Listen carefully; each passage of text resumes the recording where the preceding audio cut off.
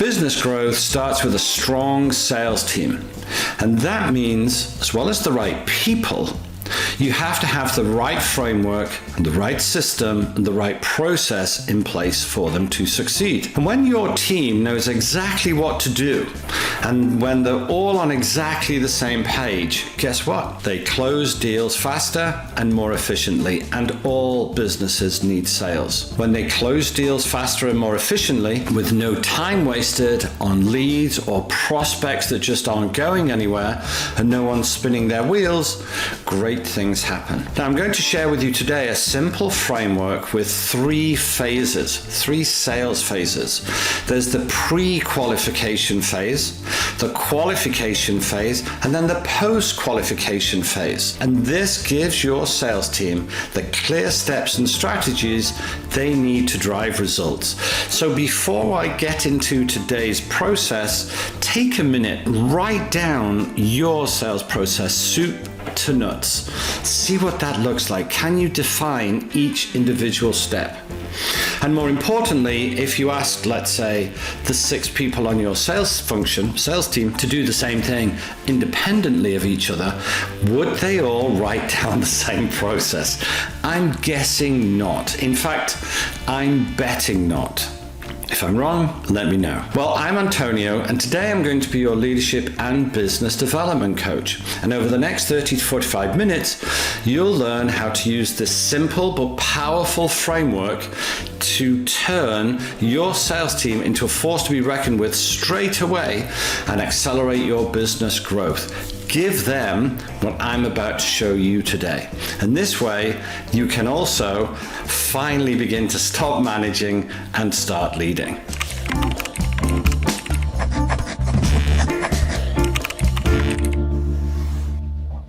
All the models that we draw today are available as a complimentary digital download at www.mydailyleadership.com/podcast. The thing that I'm going to show to you today, fairly dreadful, hand-drawn image, will be polished up and it'll be beautiful. Okay, so to save time today, I've just kind of sketched out the outline of today's model. It looks a little bit complicated.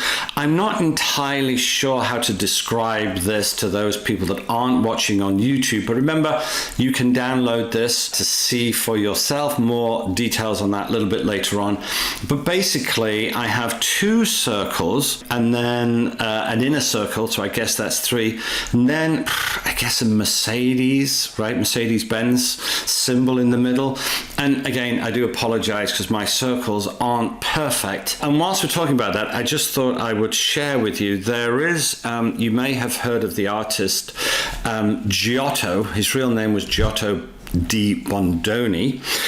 He was a 14th century Italian Renaissance master. You've probably heard about him, I'm sure. His most famous work was the Schronweindig Chapel, probably made a real mess of that, in Padua, in Italy. Anyway, why am I telling you about him? Because allegedly, although I don't know how, I can prove it to you now, but you can certainly Google it, search it. He was one of the few people who could actually by hand draw a perfect circle. Leonardo da Vinci also had that same, or is alleged to have that same skill. But if you're watching today on YouTube, you'll see that I don't have that skill. This is the best I could do. And I promise you, this took me 4 efforts before I even got that. So forgive me that. Anyway, let's dive in, right? So, a few things to talk about. So you can see that this wheel, if you like, or this process is split into 3 areas. Let's call this here phase 1. And we'll talk about what phase 1 is all about in a second. We're going to call this middle one here phase 2. And we'll call this one here phase 3. I guess you were ahead of me there by figuring that out. Think about your sales process, right? If you could overlay just one word, like if I could sum it, break it down into one word for you, it's the word qualify. Or qualification perhaps, right? But phase 1 is pre-qualification. In other words, the things you do whilst you're figuring out, is this somebody worth my time? Somebody worth my time, effort, energy, and attention. Phase 2 is a qualification phase. So this phase 1 is the stuff that you do before you qualify. This is the stuff you do whilst you're qualifying. And this is the stuff you do after you've qualified. So that's the post-qualification. So first of all, right, and I don't know whether you have a CRM. Of course, I hope you do. But even if you just give all of your prospects or all of your leads or all of your opportunities, you could just call them 1, 2, 3. 1 means I'm in the pre-qualification stage. 2, I'm in the qualification stage. Or 3, we're in the post-qualification stage. Even if you just do that, you're starting to make your sales process much more, let's say, sophisticated or perhaps structured, right? And everyone can be on the same page. So you can talk about opportunities. You can say, well, I'm just at phase 1 with that guy, or I'm at phase 3 with that guy or that opportunity, right? So you get the idea. There has to be some stuff that you do before you decide whether or not this person needs. So you do that pre-qualification, and then if that person does need your time, effort, and energy, then you qualify, and then you've got your post-qualification. All right, so you've got 3 phases: pre-qualification, qualification, and post-qualification. Great. And in each of those qualification stages, there are some particular steps that I'd like us to think about. Okay, so let's talk about the first step. And we kind of, if you're just listening to this, this is sort of on a clock face. This is at the 1 o'clock, right? 1 o'clock phase, right? So it's the lead generation. So your organization has to do some kind of lead gen. Now, lead generation can happen in many ways. And we're not going to talk today about, well, what are the ways that we can generate leads? Because there are countless ways to generate leads. It could be referral asks, could be testimonials, could be some marketing, socials, trade show, whatever, right? There are ways to to generate some leads. So the first thing we have to do, even if it's just on your website, right? Just shop front, however you do it, LinkedIn, right? However you do it, we have to figure out how to generate some leads. So there's a whole process around lead generation. We're not going to get into that today, but we're just going to say, look, some leads have to go into the top of the funnel, let's say, on top of the pipeline, right? So we've got some lead generation. Does that mean that every single lead is going to turn into money? No. So we have to figure out which of the leads that we've either proactively generated, in other words, ourselves by our own efforts as salespeople, sales managers, sales individuals, and then reactively generated by website and all of that kind of stuff, that somebody just sends you an inquiry and no one's done any work on it. Okay, so we'll do some lead generation. How you do that, conversation for another time, but there are a million ways to generate some leads. Okay, so a lead has arrived. We've generated a lead. What do we do with that then? Well, remember I said the thing I want you to think about all of the time as I'm talking today is qualification. Rather than run to every single lead, what I'd like us then to do is some lead development. Lead development. So we've got some lead gen and then some lead development. We're going to see if this lead is actually worthwhile, right? Because some people ask for some prices, they ask for some literature, and they're just fishing, right? So let's figure out, let's develop this lead. Let's see if we can't make more of this lead than currently on the surface it seems that this lead might be worth. So some lead generation. This is a course in phase 1 pre-qualification. We do some lead generation, then we'll do some lead development. What ultimately then has to happen is somebody, and by the way, if we can automate lots of this, terrific. But then eventually somebody, and again, you can automate this too, and every time I say something, I'm sure you're thinking AI, and big fans, right? Then we have to ultimately do some kind of discovery phase.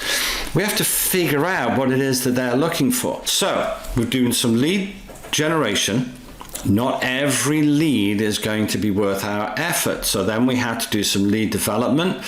Not every lead we will develop. And then we have to do some discovery to decide, well, we've generated something, we've developed something. Let's now figure out, is this going to go into our next phase, phase 2, the qualification phase.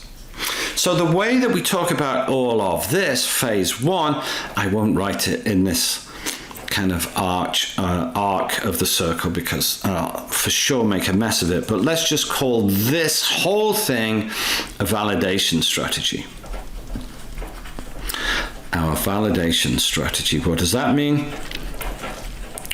Is we have to validate, right, whether this lead is worthwhile. And if we find out that 99% of the leads that we're generating have no value, then of course, because we're in this validation strategy, we have to change. We have to change something. Change the way we are developing leads, the way that we are generating the leads, the way that we are, having our discovery conversation with these leads. So we have to validate all of that and constantly course correct. We did a whole video about that, and if we haven't, we're going to be doing that soon. Okay, so I'll come to what these brakes are along the kind of Mercedes axis a little bit later on. But let's assume that somehow we've generated some leads, right? We've generated some leads. We've developed some of them. Maybe now there are a few of them. We're going to have a discovery call with somebody. We're going to get on the phone with somebody, get on the Zoom, go see them, shake their hand, actually have a one human being talking to another human being, right, conversation to basically figure out, is this person worth our time, effort, and energy, right? That's the discovery phase. Let's say that we've done a little bit of that and we said, you know what, this guy, this opportunity, this organization is worth some of our effort. Okay, well, what do we need to then do? Well, we need to then qualify, right? Phase 2 is our qualification strategy. What does that look like? Well, the first thing we have to do is figure out what they need. What does that mean? That means needs identification, right? Identify what it is that they need, because sometimes what they need is not what we have, right? So after we've done a little bit of discovery, we then do this looks like this could be real, because not all of them are real. This looks like this could be real. So now we're going to invest more time, effort, and energy in figuring out what this person, what this opportunity, what this organization needs. And again, there's a whole process for how do we figure out, how do we do that needs identification piece. Not for today, but you need to make sure that you're doing that really, really well. Okay, so now we've figured out what they need. And what they want is what we do. Terrific. Does that mean they are fully qualified? No, because the next thing we need to do is identify what resources they have. Resource identification. Right? That means, are they prepared to invest the time, money, effort, energy into fixing their problem, to fixing their need? So first of all, we have to figure out, do they have a need? Yeah. Do they have any resources set aside to satisfy that need? And if they do, terrific. And if they do, who will allocate that resource, right? That resource identification. So this is about resource allocation.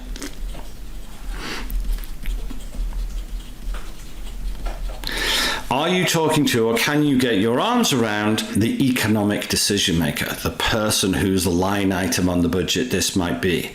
So you can see now how we've generated a lead. We've done a little bit to develop that lead. We're going to try and automate as much of this as possible. Then we've had a discovery conversation with somebody to figure out, is this real? If it is real, then let's do a deeper dive into exactly what they need. Needs identification. Then resource identification. Can we identify the time, effort, energy, change perhaps that will be required?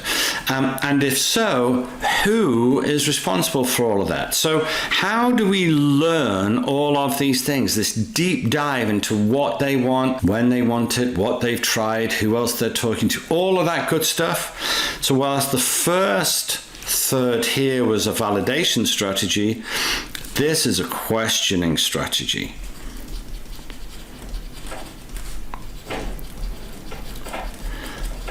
Because you're not going to learn all of that stuff unless you ask lots of questions. We've got to ask the right questions at the right time, in the right way, for the right reasons. We've got to learn all of that. So there are ways to agree to have a conversation to help identify needs, identify resources, and identify who can allocate those resources. Great. So that's our phase 2 qualification strategy. Okay, time out for a second. Look, if this is your first time with us, welcome. I'm Antonio Garrido, and I'm the founder and president of My Daily Leadership. As an entrepreneur, business leader, and author of 3 books, soon to be 4, I've worked with everyone from brand new budding startups, solopreneurs, all the way up to Fortune 60 giants, helping them develop stronger leaders, stronger teams, and to achieve sustainable growth. When we started this podcast many moons ago, our mission was simple, but it was powerful, and it was this: to provide real value and tangible results for busy leaders, probably just like you. Now, we know that you're likely juggling a lot. It's hard, so we try and make sure that each episode we bring to you is packed with actionable advice, tools and models that you can use right away, as soon as today. Now, if you found this episode's content helpful so far, please do me a favor. Please do take a second to like, subscribe, and follow us on YouTube or whatever is your preferred podcast platform. Your support genuinely makes a huge difference in helping us to reach more leaders just like you, and help more leaders just like you find us, people who are committed to business growth. And if you're listening on YouTube, I'd love to hear from you. Genuinely drop your biggest leadership challenge, maybe your biggest leadership challenge or sales challenge, in the comments, and we'll either point you to a relevant episode or we'll create a new one just for you, because there's probably more like you. We genuinely read and respond to every comment. So we'll see you down there, I hope, soon. Before we go back to the meat and bones of today's model, don't forget, all of the models that we draw are available for free, much nicer than mine, on our website. Our team does turn my dreadful sketches into polished, downloadable models that you can print out, stick on your wall, or hand out at the next meeting, right? Just visit www.mydailyleadership.com/podcast. So back to it then. Just think about this for a second. Right up to this point here, right up to this point, let me try and draw another circle. How am I doing? Not bad. That's okay. I'm quite proud of that. Right. All of this here is about information gathering. Have we started to sell yet? Now, that's a whole great conversation. We could have hours talking about this. Well, in a way, we have started to sell, but really, we only really sell here. We should only really start to sell here once we have. That's pretty good as well, isn't it? Right? This is where that's information gathering, and this is where information giving, or selling, might live, right? In the post-qualification. In other words, the stuff that we do right up to the point that we've decided that these guys do qualify. In other words, they've got a need, they have the wherewithal to invest, and we know who's the economic decision maker. Okay, well, with all of that being said, let's put together our offer. What does that look like? Well, the next stage then is presentation and offer. Presentation and offer. We really shouldn't be spending time, money, effort, energy, right, putting together our proposal until we have identified all of this stuff. Phase 2 qualification, phase 1 pre-qualification. So many organizations waste so much resources by a lead comes in, right back to phase 1 here, a lead comes in, somebody asks for a price or something, and somebody will just go ahead and give a price. I'll just don't get it, right? Talk about commoditizing yourself, right? So, okay, lead generation, lead development, discovery, phase 1. Needs identification, resource allocation, phase 2. If we're ticking boxes all the way, now it's about presentation of the offer. And if we present that offer really well, consistent with everything we've learned, the closing conversion rate at this point, if you've done all of this point, should be around 80%. Have a look at where you're closing converting at the moment. If you're sub 80%, it means you're doing something wrong. You're either generating the wrong leads or you're qualifying really, really, really poorly. Our approach is if you qualify really well, the sell is really easy, right? Okay, so present an offer, close then, right? Because this point here, so validation, questioning, this is what we call our consensus strategy. Consensus. Well, what does consensus mean? It means we're all on the same page. We all know what the issue is. We all know what a good solution might be. We're all in agreement that this is, the timing and the cost and all of that kind of stuff. So we're all on the same page. Well, if we're all on the same page, let's do the deal, right? So we present our offer and we close. Then we have to deliver and delight. We have to do a good deliver and delight. And that's part of the sales function, not the delivery, but let's identify what good will look like. And then the sales function take that back to the office and say, this is what good looks like. This is what we have to do in order to delight our customer. And if we do that, then of course we can then expand the relationship. Expand relationship. And if we do that well, what will happen next? Well, another lead will be generated at some point down the line, right? And this just goes around and around and around and around and around, forever and a day. Terrific. Okay, you've noticed these kind of like 3 axes. These are all what we call a pressure test. So there's a pressure test here. There's a pressure test here. Pressure test.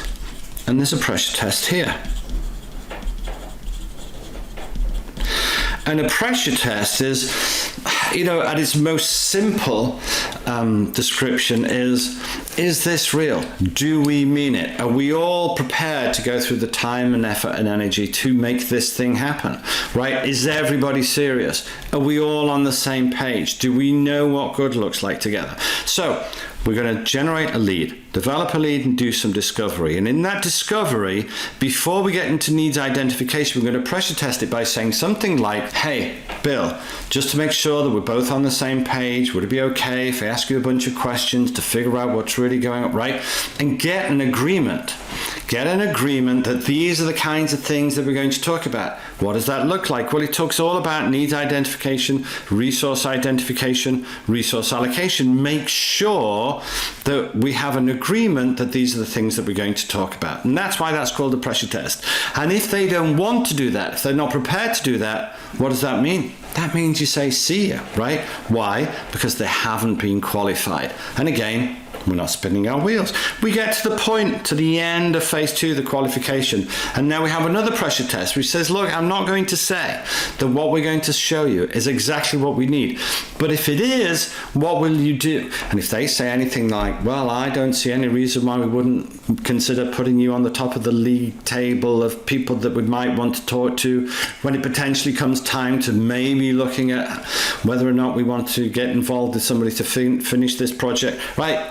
Nothing, right? That sounds like nothing. Don't present your offer, right? That's why we have a pressure test before we present our offer. That's why that after you've done all of the validation and all of the questioning and 2 pressure tests, by the time that you come to present your offer, your conversion rate is at 80%, right? Okay. And then you get to the end. You get to the point where you're expanding your relationship. Pressure test. What does that sound like? That sounds like, how do you like what we've done for you so far? Yeah, it's been great. What makes you say that? Because of this and this and this and this. All right, terrific. Well, I don't suppose then, with all of that being said, people, our best clients come from our best clients. People like you know people like you. Who else do you know that could maybe do with, and it could be someone in their organization, of course, right? Who else do you know that could do with something like this? That's a pressure test to see if they really mean it, right? To see if they are going to be advocates for you. And if they are, that's just drops into lead generation. You can see, right? So at 30,000 feet, here is a really, really good sales process to follow and everybody else be on the same page, that your CRM reflects so everybody knows that everybody's on the same page. So I hope that makes sense.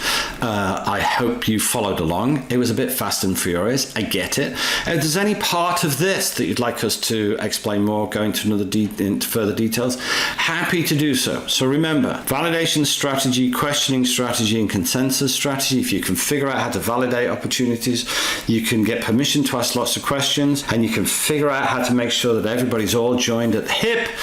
Terrific. Sales will start improving and coming in. Well, that's about all for today, but before we wrap up, I'd love to hear from you. After watching this episode, which I hope you found useful, which stage of your sales framework should you and your sales team prioritize for development next?